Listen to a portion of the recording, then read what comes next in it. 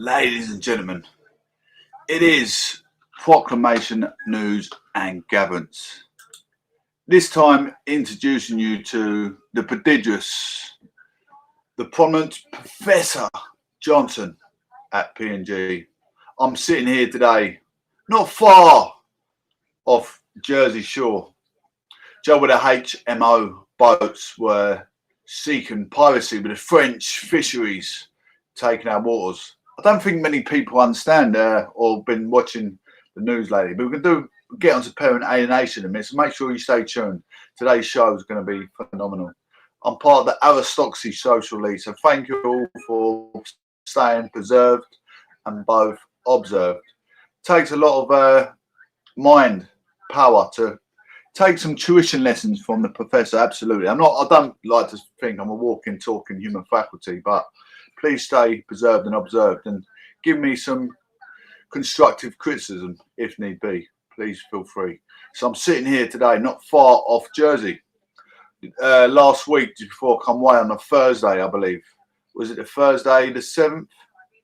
They had the Navy ships seeking the French piracy. They're fishing in our waters, so it's classed as piracy and it's still in our national resources.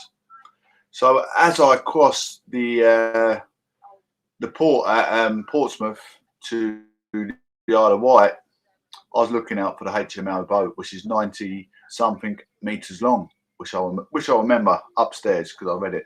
90.4 meters long, something like that. Anyway, they've been fishing illegally in our waters, which Parliament is the biggest judiciary within the UK. They lay down the laws. We'll have to fish 13 is it kilonewtons of offshore meters, miles offshore. It's miles, whatever it is, it's miles. 13 miles offshore, and they're fishing in Jersey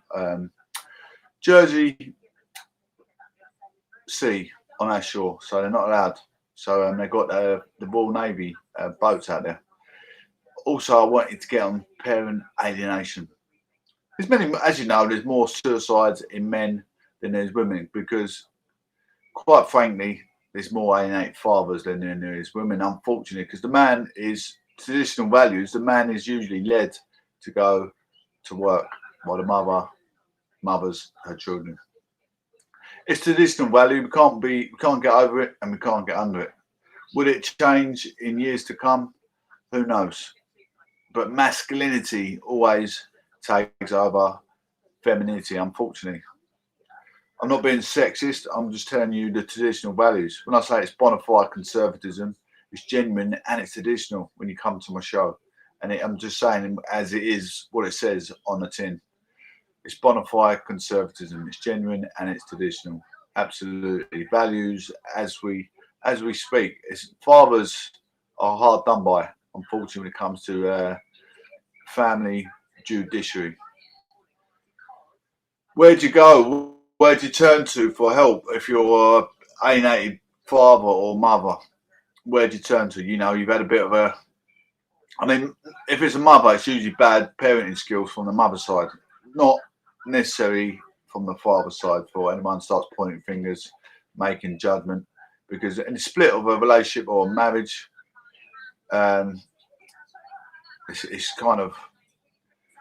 it is what happens, unfortunately. It is what happens. You get an alienated father. So, X once said, only a fool would let his enemy teach his children. So you fathers that are not fighting for justice of your kids in a family judiciary. Hi in there, Harris. How you doing, buddy? Fathers that are not fighting for their children in a judiciary. Because they don't want to go through the process of a court proceeding. Who suffers with anxiety when they go for court? I don't sleep the night before.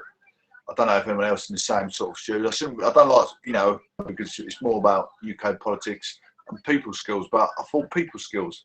I've got a bit of a problem myself, and if I share my problem, it's a problem halved, isn't it? Problem shared is a problem halved. So I thought I'd give you something of my own initiative, which I'm quite profound in this category, if I'm quite honest, because I've been reading the family law book. So hopefully it give you guys good guidance. Yeah, doesn't mean you're a deadbeat if you don't fight for your children in court, because it is a hard scenario. You have to go for, some people go citizen advice. Obviously, citizen advice can advise you to go to apply for Essex mediation. They give you a IMO 100 form. Then you have to get a C100 form, print it off. It's about 30 pages long. If you borrow your friend's computer, you're going to use all of his ink. And you're going to upset him. And if you're in a circumstances where you can't go to work for certain reasons, either ill health or certain different circumstances, you've then got to try and pay for 30 pages to be printed. Almost impossible. Almost impossible. So yeah, it's hard. It's hard to seek mediation and get all the forms you need printed off. So a lot of fathers get the knockback 9 times out of 10. There's no help there to get the forms printed. I think citizen advice may print them off if you ask them and you tell them your struggles. But I tell you what, it's half hard to get any support, financial support, to get your forms printed off. So don't think you're a deadbeat father.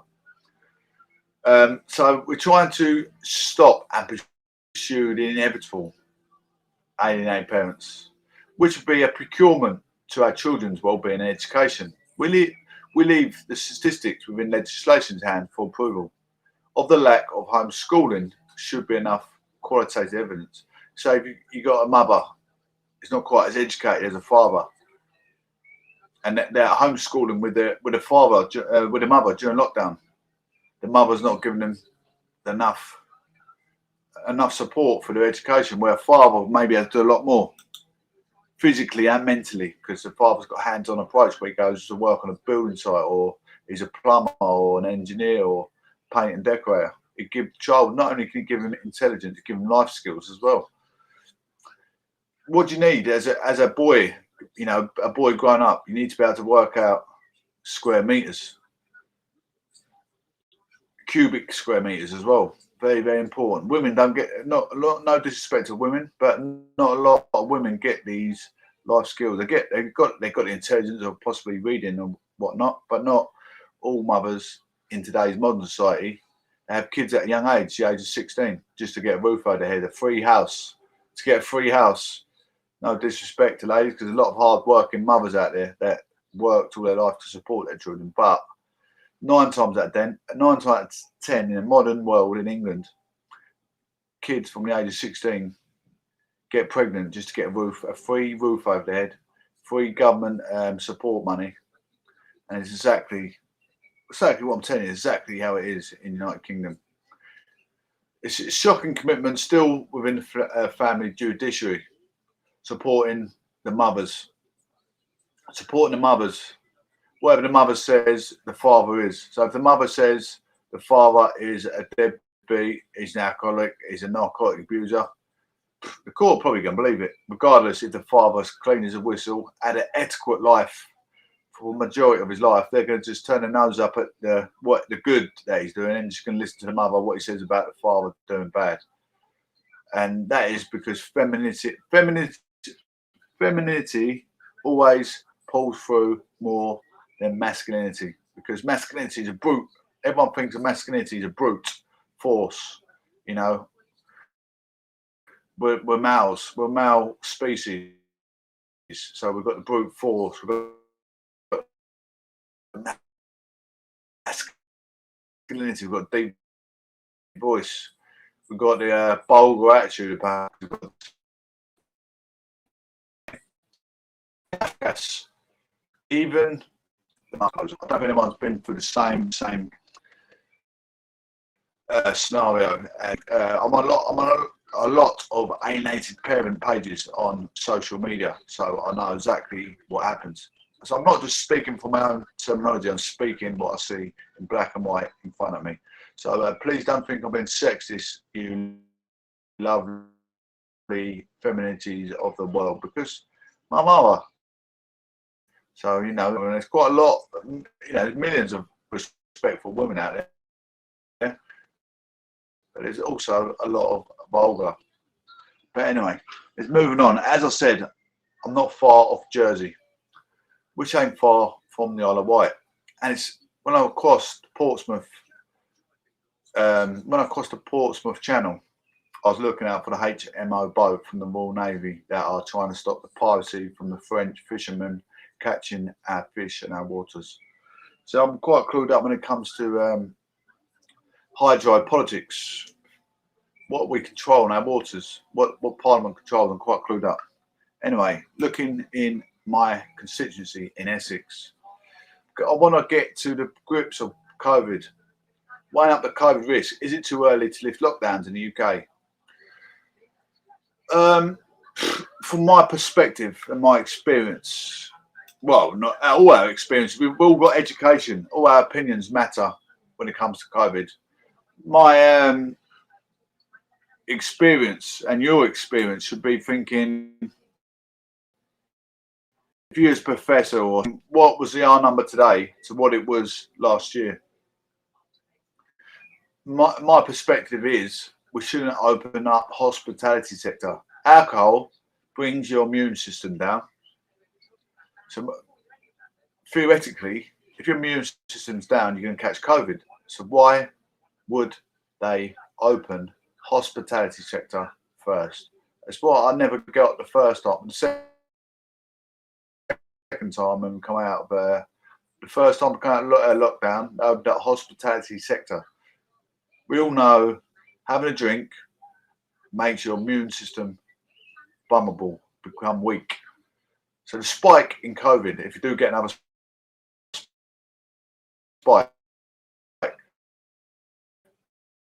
the people that are drinking are going to catch COVID first. Hospitality sector.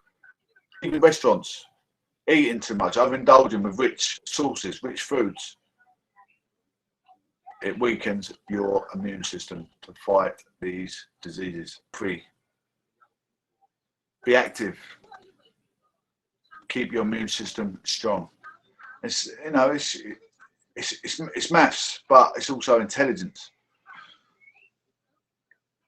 Talk about alcohol, yeah. Just talk about hospitality sector, like pubs, restaurants. They're all opening up. It's all open, and there's a spike in COVID still out there, and to me, that's a risk in people catching COVID, isn't it? Many people are frustrated with the ongoing regulations, but measuring the risk is not purely about numbers of cases and deaths. What about you? What about you, Harish, in the world?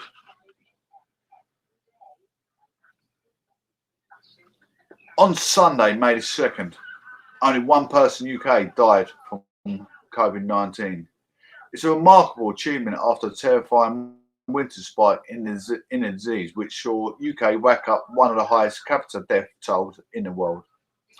Now, after a long lockdown, even previously cautious, epidemiologists are feeling encouraged. So with the death rate so low, why isn't life back to normal yet, with deaths and cases at their lowest since September? Many people are frustrated with the ongoing regulations. Care home residents still face restrictions, despite many of them having received the vaccine. I'll talk about care home workers in a minute, which I'll need to get to the bottom of, because it affects the residents theoretically. Indoor dining and drinking remain closed until May the 17th, a decision that prompted a legal challenge from Greater Manchester.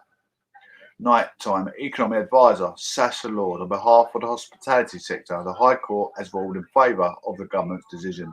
So I'm talking about hospitality sector. Carers. So you're a carer, you're working in hospitality sector.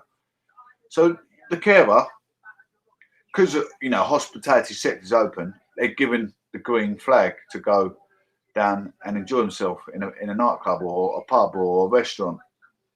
So that they're open to all kinds of spike of COVID, aren't they? And then they go into the care home. No disrespect to carers, because you're entitled to. The law says so. Parliament is the biggest judiciary in the world. And also, they're supposed to be the procurement back to safety, so we don't catch COVID. So you don't catch COVID. But they're letting carers now go into the hospitality sector, weaken their immune system with alcohol, and be around hundreds of thousands of other people that could be theoretically carrying COVID. So they're going into the care home with the residents, elderly people, that if they get COVID, 8 out of 10 chances they're possibly going to die of COVID because they're ill health, they're old, they need, their immune system is very, very weak, and they're very, very, very, very vulnerable. So to me, who is Albert Einstein within the law of rights? Because it didn't take a rocket scientist to work out the maths on that one. I did it myself. Yeah, it's great. I know, Hamish. I love Indian people. I love how the English people are supporting the Indian people as well. It really, really means a lot to me. Indian people have done a lot in my life, helped supported me in the UK, and quite frankly, they are nice human beings. I'm not like I say, I love any people that never. I like anyone, literally anyone. I like anyone, but Indian people, yeah, I love how the English people are supporting them with the vaccine rollout and everything else. How we do our globalisation together. Great trade country, India and England. We've got a great bond going on there. It's great. If measuring the risk was purely about numbers of cases and deaths, then the decision might seem a little extreme. Cases are low, so the chance of catching COVID-19 or overwhelming the NHS by reopening restaurants also seems low. Of course, current cases and deaths do not tell us much about what would happen after further reopening. Yeah, but that's what I'm saying. So they're taking the risk of reopening. Would you take the risk to catch more COVID? You wouldn't take the risk. We've lost so many lives, but we're going to take the risk just in case. You wouldn't do that. You'd make sure it's gone. Which is a counterfactual question. Extrapolating from current low cases also glosses over the various specific factors such as ethnicity, social disadvantage, age, and occupation that increases the probability of severe illness from COVID-19 for some. This is one reason to be wary of reopening too soon. The low numbers of cases at the moment do not give us a complete picture of how risky reopening would be. So, for my instance, I am mixed race. I'm mixed race and I've got secondary Raynaud's disease. So I'm vulnerable to catching COVID. And anyone else, maybe if your ethnicity is Indian or any Asian country or Turkish perhaps, you're in England, you've got to live in a cold climate. Can your body climatise and not catch the spike of COVID? So, we're all at high risk. We're all at high risk. There are additional reasons for caution. Risk is traditionally understood in terms of probability. The likelier an event is, the riskier it is. But some philosophers think there are more varieties of the risk than this. Broadly speaking, there are alternative understandings of risk according to which the more far-fetched as a possibility is, the less we need to worry about it. So if you come from a mixed minority or, you come from a different culture altogether and you live in such as England, Poland, them countries where it does get cold, you're at high risk. Even in the summer, for me, I'm cold. I'm cold today. It's warm outside on my face, on my hands and feet, and my legs are cold. Yes, absolutely. Even with high obesity, could catch COVID easily because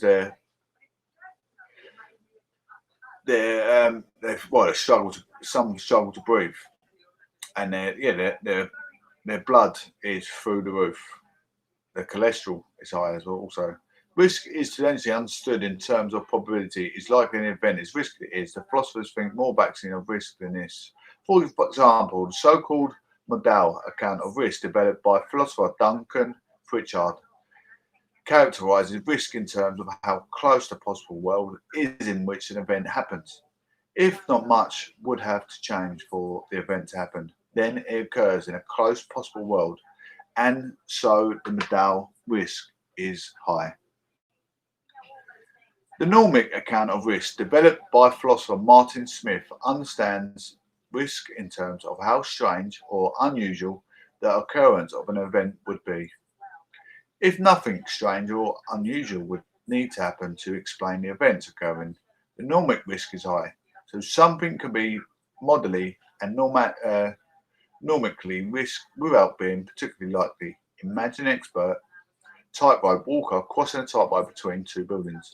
They are an expert, so the likelihood they will fall is low. Still, the modal risk is high because very little would need to be different for them to fall. They just need to put one foot wrong. Or suppose I offer you a sweet from a jar that contains 100 sweets, one of which is poison. Probability of getting the poison sweet is low, but the action of picking it out is nevertheless normal. Nothing unusual would needed to explain how you got the poison sweet rather than the regular one. So, it's just telling you, like, the risk of catching COVID is still a possibility. Should we be taking measures drastically? Still take precautions, still wash your hands, still wear your COVID mask, still have your distance.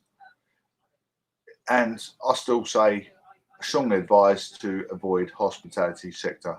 I mean, that Billy Joe Saunders and Canelo Alvarez boxing match the other day, 73,000 spectators, and not one of them had a COVID mask. So they get given the green light to open up big events.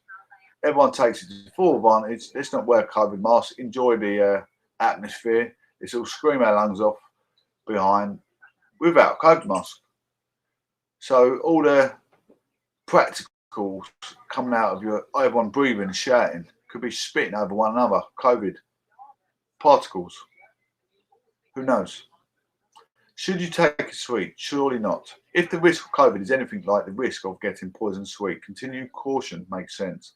Even if catching COVID-19 is commonly unlikely, it would not be particularly surprising.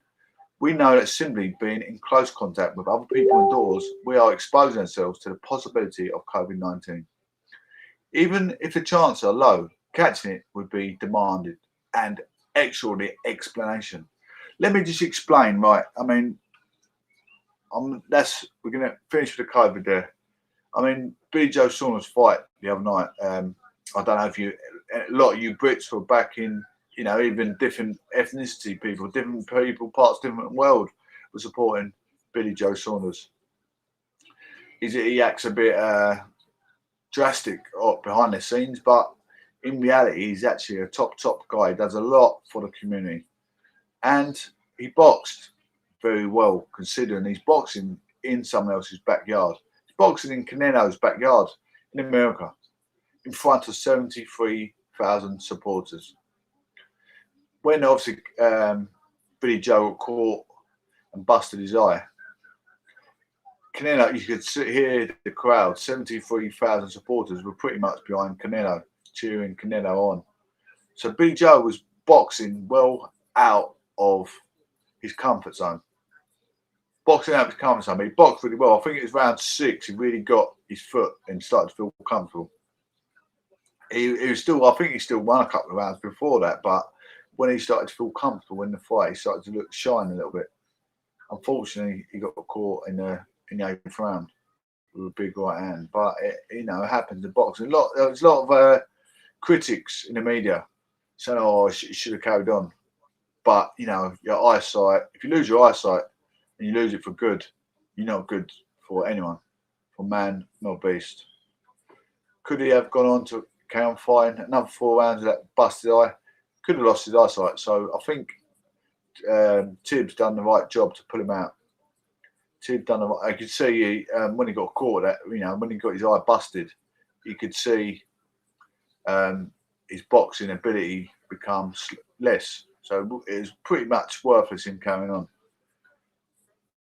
Anyway, let's move on, guys. I just wanted to give a bit, a bit of my feedback on that fight. And it's disgusting everyone trying to pull him down because he's a great fighter. He's still a British middleweight world champion. And if he's to fight him on his home soil, could be a total different turnaround. Who knows? Maybe get a rematch in future months ahead. Thank you all for being here, guys. You really make the show more amicable because I can feel like I'm talking to you guys listening in because I know you're observing and you're staying preserved. That's the main thing about the show, isn't it? Please subscribe as well if you're listening, guys. Proclamation News and Gatherence. We are on YouTube. We're on Twitter. We're on Facebook. But please subscribe to YouTube so you can always, hopefully I can get some of you guys that want to join me live on screen. We go live on screen on YouTube. Obviously, we're always on Castbox, but everyone, all the Castboxes are here. Everyone on my Facebook, Twitter, we're here as well. I'm live on Periscope, which goes out to Twitter. Thank you all so much for being here. I appreciate you guys. It makes my day more amicable because I'm talking to people. Anyway, we're going to look at the statistics of people being decent within the UK. People being decent. Why are people being decent? Because they're having their vaccination. People that are not having their vaccination, let me tell you, I'm going to be irrational. I'm not going to say it to your face, but I'm going to say it not behind your back because I'm going to say it clear as day. This goes out to social media. Our family members won't have a vaccine, but it's selfish to your loved ones. Absolutely. So the first dose is 35,587,348 people have had their first dose of vaccination in the United Kingdom. The second dose has been 18,088,385 people have had the second dose. That's all the amicable people in the UK that feel like if I get my vaccination, I might protect my family. And there's a lot of other people that are being incompetent, inappropriate, incomprehensible. It's out of order. Then they're not getting their vaccination. So if your mother or your father passes away because you're selfish self, it's out of order. Unfair. If if your daughter or son to your mother and father and you catch COVID, you can't then be around your family. So you're utilising yourself away from your own family, trying to be different. Why would you do that? Why would you do that? People are doing it. I hear it every day. So many people are doing it. There's no need for it. Absolutely no need for it. I'm so thankful for you guys coming in, listening to my updates. I'm not sure what's going on with my Kate Galloway, we want to talk about today. Kate Galloway, tribute to nurses who exclude love for Derek. I thought that's just a definition of hope. It makes me want to cry now. This is no business but show business. Who knows Kate Galloway? Of course you do. Whoever on Watch TV knows who Kate Galloway is. Has paid a tribute to nurses who poured out love and skill into her husband Derek Draper during his battle with COVID. The former political advisor, 53, was in hospital for a year after being admitted with coronavirus symptoms and being placed in a coma. She'd been looking after him in a home bed hospital. I felt so sorry for her. He has now been reunited with Galloway and her children, Darcy and Billy, at their family home. Making it International Nurses Day, she told Heart Breakfast, "We'll go, that doctor who saved my life. Thank you to that incredible surgeon. But as I've seen over the last 14 months, it's actually the care of nurses that, especially when you're dealing with someone like COVID, where there is no cure. And not enough is yet known about how to treat the symptoms, although I'm sure the medical profession will get there. It's an incredible care that has saved Derek's life. It's that simple." The Kate Galloway's heartfelt thank you to the nurses for saving her husband Derek's life. International Nurses Day. She added, "I did a little bit of work with the Royal College in nursing a few years back, and before then I was very ignorant And I saw nurses very much in the role of the nurse from Fireman Sam, So they come along and put plasters on. Or you see the nurses in A&E. But you don't realise that nursing covers such a wide spectrum. Mental health nursing in care homes. It can be as simple as holding someone's hand. It can be as big as making sure you get the right kit there when someone needs their life saving.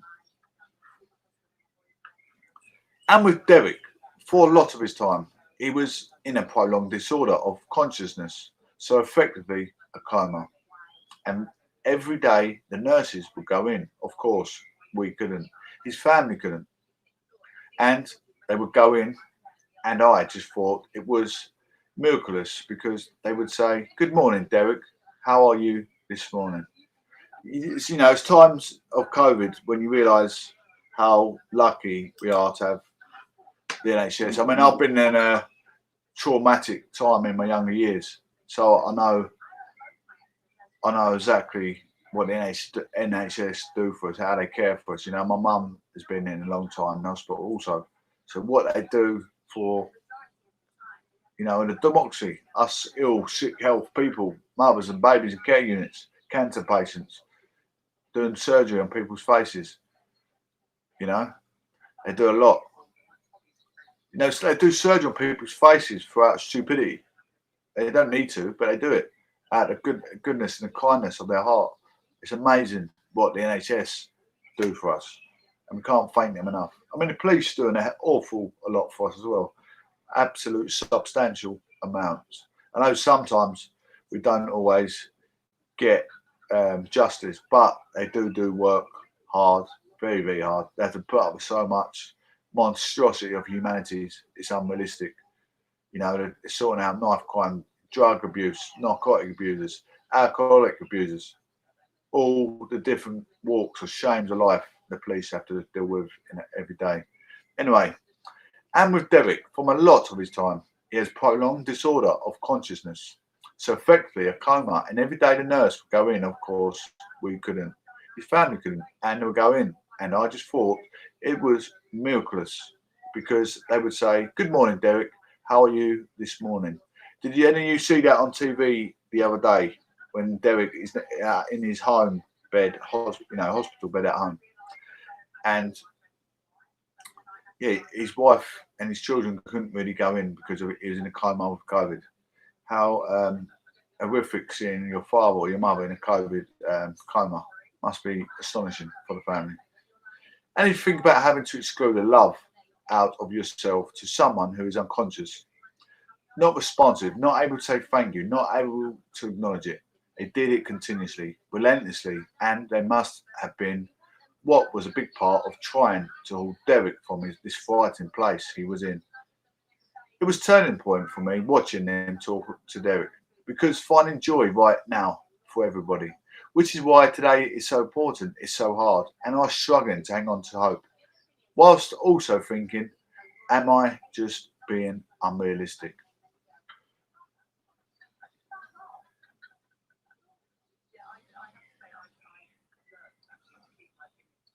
Yes, do people get exposed to COVID again who has recently recovered?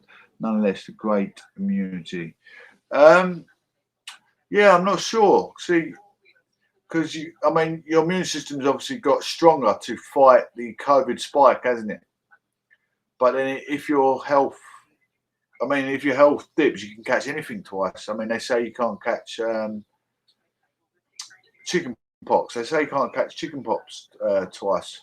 But if you become ill health, you can catch anything twice. You can catch anything twice. Anything's a possibility.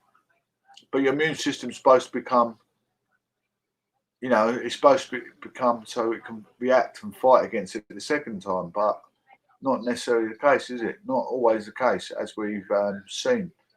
I don't know who else catch COVID twice, but I'm pretty sure it's airborne, so it's out there, isn't it? It's there to catch. Your immune system's weak. Theoretically, you'd think you can catch it again because you get your immune system get strong enough to fight it, get rid of it. What's to say a month down the line you don't get a lot of stress, worries, become, it's anxious. You get debt worries. You get loads of other life-threatening circumstances. Surely your immune system becomes weak again.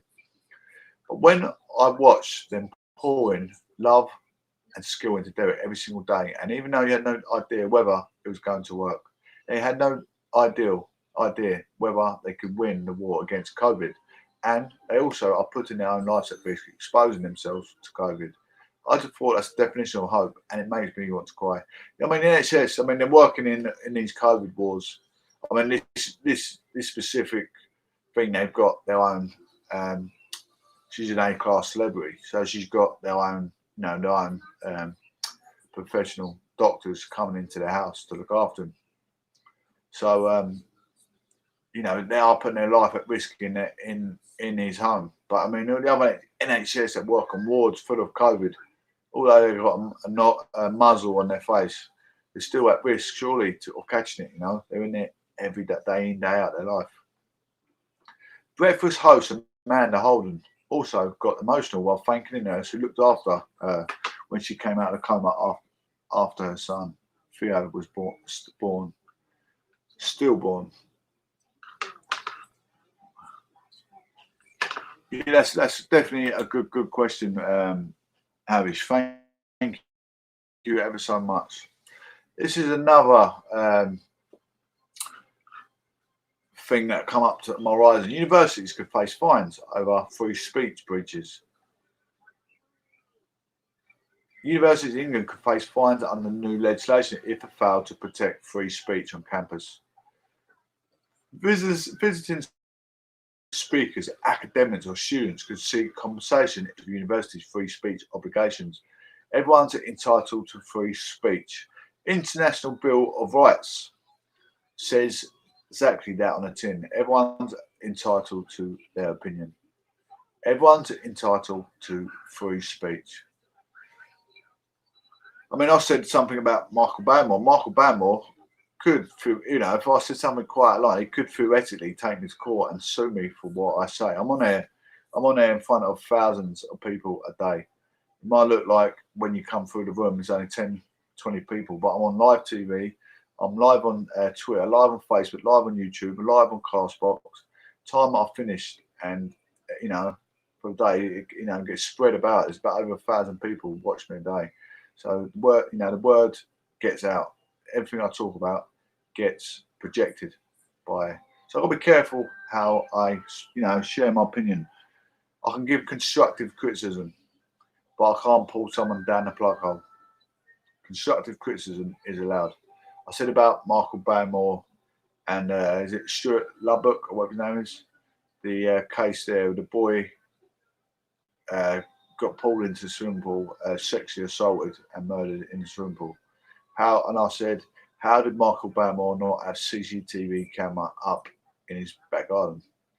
But you've got to be careful how you say things. That's all I can say. If anyone's ever thinking about doing something like I'm doing, when you come to criticism, it's got to be constructive criticism without pulling someone backwards for a plug hole. Anyway, visiting speakers, academics or students could seek compensation if they suffer loss from a breach of a university's free speech obligations. The Higher Education Freedom of Speech Bill was one of the proposed pieces of legislation announced in the Queen's speech on Tuesday. Also, when you speak, guys, if you say negative, this is one thing I've always learned. If you say negative about anyone, always finish with a positive. They say this is what it is, but this is what it could be. And it sort of takes you out of the equation of putting someone down. Because you say this is what it is, but it could be, it might not be this, or it could, or it could be. So you're getting yourself out of an accusation of being a necessity, which is what might not be something, if you know what I mean. Because anything could be trialed and tested in court if you upset someone. Universities said it was important not to create unnecessary bureaucracy. Under the plans, new freedom of speech and academic duties would be placed on universities and, for the first time, on student unions. Individuals would be given a right to seek compensation through the courts if the freedom of speech duties of an institution or student union had been breached. Office for Students the Higher Education Watchdog in England would have the power to impose fines on institutions if they breach the rules. Among the proposals, if they are also an appointed free speech champion who would examine potential infringement of duties, for example, there are no platform or speakers or the dismissal of academics. The government hopes the changes will ensure the university staff feel safe to put forward controversial or unpopular views without being at risk of losing their jobs. But a spokesman of universities, UK, said universities are already legally required to have a code of practice on free speech and to update this regularly. It's important that higher education freedom of speech bill is proportionate by focusing on a small number of incidents while not duplicating existing legislation, creating unnecessary bureaucracy for universities, which could have unintended consequences. Joe Grady, head of university and college union, said there are serious threats to freedom of speech and academic freedom from campus, but they come from the government and universities managers, not staff and students. Widespread precarious employment strips academics of the ability to speak and research freely and curtails chances for career development. If the government wants to strengthen freedom of speech, academic freedom, it shouldn't be policing what can and cannot be said on campus and encourage universities managers to move staff onto secure permanent contracts. A rigorous debate. But Education Secretary Gavin Williamson said it was a basic human right to be able to express ourselves freely and take part in a rigorous debate. Our legal system allows us to articulate views which others may disagree with as long as they don't meet the threshold of hate speech or inciting violence. This must be defended nowhere more so than within our world-renowned universities. I mean, this is what I'm a mature student myself, 37 years of age.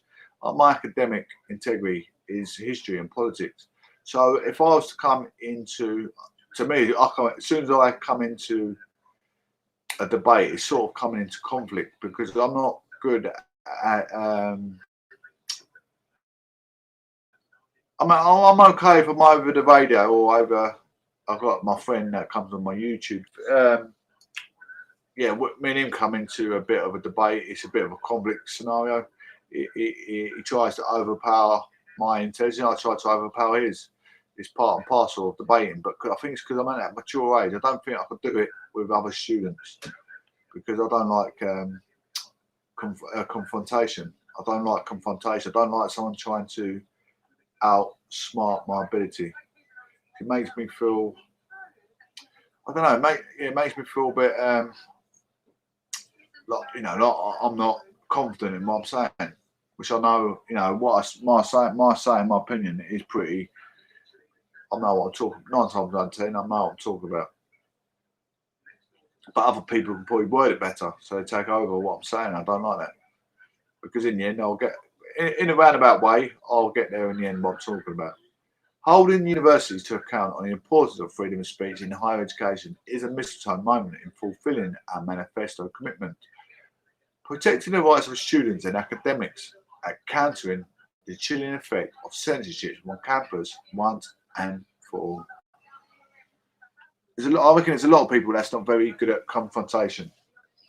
After all, how can we expect society to progress or for opinions to modernise unless we can challenge the status quo? I don't know what that is. I think there's a lot of people with the same kind of mechanism as me. Not very good at confrontation. They don't like to be pointed in the right direction all the time. Over the radio is no problem. If anyone's got any constructive criticism, I will never bite your head off. I will never bite your head off. If I think I'm right, I'll let you know. But I won't never bite your head off. Just don't ever think you can't come on my show and give me constructive criticism. And not only that, you might be part of the debate. You might be in the you've got more qualitative evidence than I have because you've been in that area of debate yourself. So always come forward and say, yeah, Professor Johnson, Mr. Johnson, Sir Johnson, whatever you want to call me. So yeah, I'm in that constituency where that debate is going on live. I know exactly what's going on. You can always give me that constructive criticism and put me right. But don't that's the thing with a lot of people, constructive criticism, when they come on all overconfident and try and put you down, rather than you've got to try and speak someone down. Rather than put someone down, you've got to speak them down in a kind mannerism. That's why I say I'm part of the aristocracy social elite. So people come on board and think, I've got to approach this guy with kind manners and correct him if he's wrong. That's a nice attitude to have, isn't it? Manners get you everywhere around the world. Absolutely. Coming on someone's Castbox, YouTube, live TV, being abruptive. Really, you're breaching ASBO. You're just trying to shut them down. You're trying to put them off what they're doing. I've spent many years doing media studies since 1996. I'm not out of my depth, but I'm not going to sit here and blow my own trumpet neither, because there are very, very intelligent people out there. I've got a lot of wisdom and knowledge, but I don't believe I'm the most clever. The clever man in the book. I don't think I'm the most clever man in the book, but I'm quite wise. I've got a lot of history. I can talk about anything you want. Far back as Cleopatra, 30 years before Christ, when she died aged 39. I can talk about anything you want. Anything you want to talk about, I might know the answer. So anything you want to come up to me, history, politics, I might have the answer. Anyway, I want to know how we got on at the election. I voted on the 6th of May. I got a message from Boris saying thank you, so I'm guessing we've done well. I've been away, so I haven't kept up to date. How we got on with the election, 6th of May. I just want to find out. We're going to talk about the election. That's what I want to talk about, guys.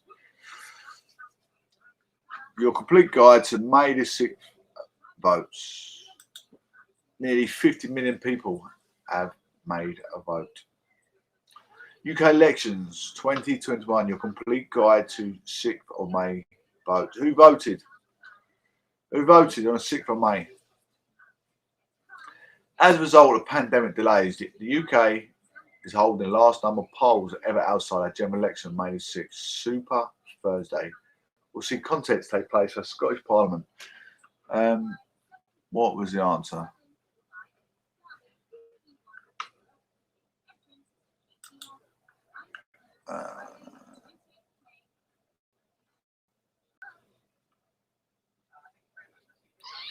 I want to know what happened at the election.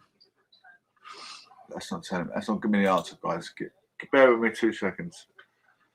UK. There we go. You. Bear with me.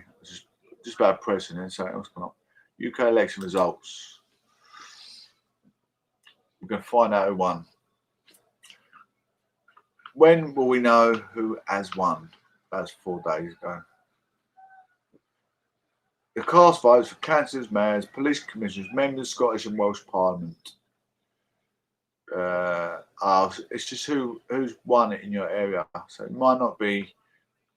It's not a full Conservative government, because you've got Labour, SNP, police commissioners, London Assembly, directed elected mayors, Hartlepool, and by-elections. So you have to check in your constituency to see who. I'm not going to go for every constituency. I'll be there for donkey's years.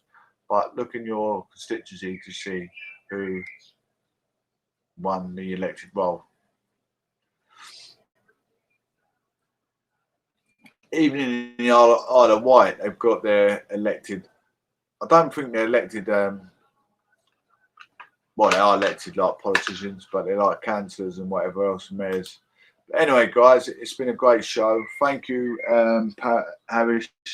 I really appreciate it, buddy. I'll give you a follow because you've been a kind gentleman. You made this show a lot easier. You've also, it's nice to give some constructive, it's quite constructive criticism. You help the show along. I appreciate it. So I'll give you a follow. You got 2 followers now. I appreciate you sitting in the building. Appreciate anyone listening. It means a lot to me. Thank you ever so much. I'm nearly done an hour show. Well, 50 minutes I've done on my YouTube and Castbox. I appreciate you all for coming in. I'll be back again, maybe possibly tomorrow. I had my mate Aid on the other day. He was talking about homelessness, talking about anxiety, he was talking about depression, talking about human trafficking, talking about grooming young children. He was talking about all kind of things, you know. He was talking about depression, anxiety, talking about the support that Proclamation News and Gatherence can give the democracy. Now, we're not just here just talking about nothing. We're trying to support people that are in the same position, vulnerabilities within the UK, where to go, what corners to turn. What can you do if you're suffering depression, anxiety to come out the other end? Are you suffering alcoholism, narcotics, or are you just suffering depression, maybe a loss of a loved one? When you got really bad, deep depression, you sit there, you got music on, you got TV on.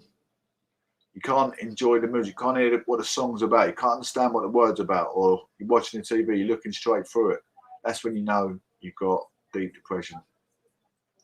How do you know when you come out the other end of depression? You start to enjoy the music and you start to understand what the song, the words are depicted about. What are the song? What is the song describing? That's when you know you're back to normality. 9 times out of 10, I find. If I've got a problem on my, if I've got a problem in my life, like a provocation or something that's going to bring me to an upset, I can't concentrate on anything. I can't concentrate on a song. You know, you got your favourite love song on, and you know what the song, what the girl's singing about. It's talking about her ex-partner or a partner she didn't know about. You know what they're singing about. You enjoy the song. You enjoy the words. Every word that's depicted in the song about that character, you know what it's about. But when you're depressed, you don't have a clue what the song is even on about. You're not enjoying the music. You're not enjoying life. Everything is bitter. Everything positive is bitter. That's when you know you've got depression. So it's always important, you know, if you want a bit of guidance, you're going through a bit of a trouble. You want me to give you a bit of guidance in life. What could I do to keep my mind busy, keep my mind occupied? That's the most important thing, is keeping your mind occupied. Finding something therapeutic again to take your mind off your troubles. We've all got life or purgatory. All got life or purgatory and more to come. You know, your life is like a roller coaster. It's got its ups and downs all the way along it. No matter what age you are, if you're 2 to 102, you got good and bad days. A tragic can happen to any one of us. An absolute tragic can happen to any one of us. And it's down to us to provide what we like to call progressive progression. Anyway, you need a new aspiration in life, a new direction, and you know it's not as easy as what is said on tin, but you know that's what you need. You need new aspiration, new hobby, new interest, maybe a new job, and maybe a new changing job will help you get better. Yay, well done, buddy. My friend Harris says, when I feel low, I change my negative thoughts into a positive, as you said. I make my brain pretty occupied. Absolutely. Absolutely. Your chemical imbalance, it fluctuates from, depends, doesn't it? It can depend on the weather. It can depend on your circumstances. It can depend on a lot of things, you know, a lot of things. On your immune system as well. Eating healthy is one thing, good thing to keep a positive mindset.